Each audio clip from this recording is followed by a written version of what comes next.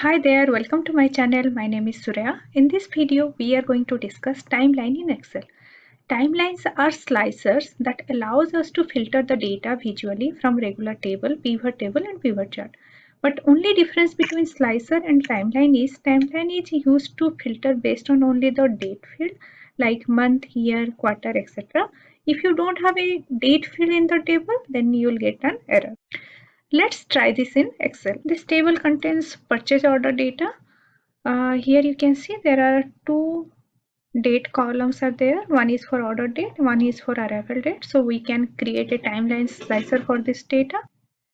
For that, let's create a pivot table first.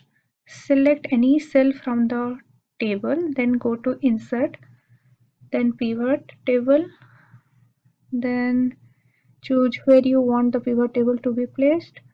I prefer new worksheet. Click OK. A new worksheet with empty pivot table has been created. Let's create pivot table for item description and order and quantity. To add a timeline slicer, select any cell from the pivot table, then go to pivot table analyze tab. Here you'll get option filter. Go to insert timeline. A dialog box is opened. Here you'll get two options. The two date column that we are having in our data set, that is order date and arrival date. Let's select this arrival date and click OK.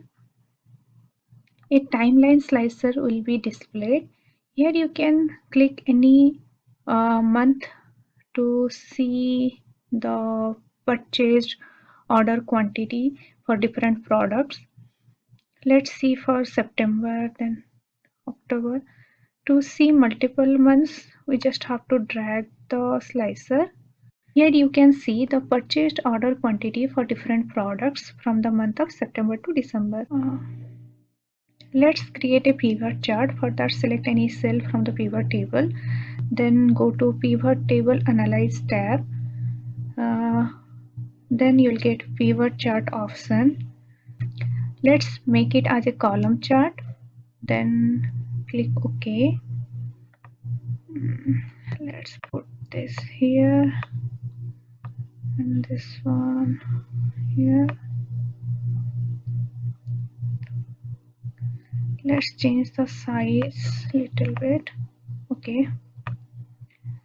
Let's display the data for the month of August in column chart. For that, click August, and here you can see the data for August. Let's see for September, and here you can see the column chart has been changed according to the month. Let's see for the October. Let's select multiple months to display the data, and here you go. That's all for this video. Thank you.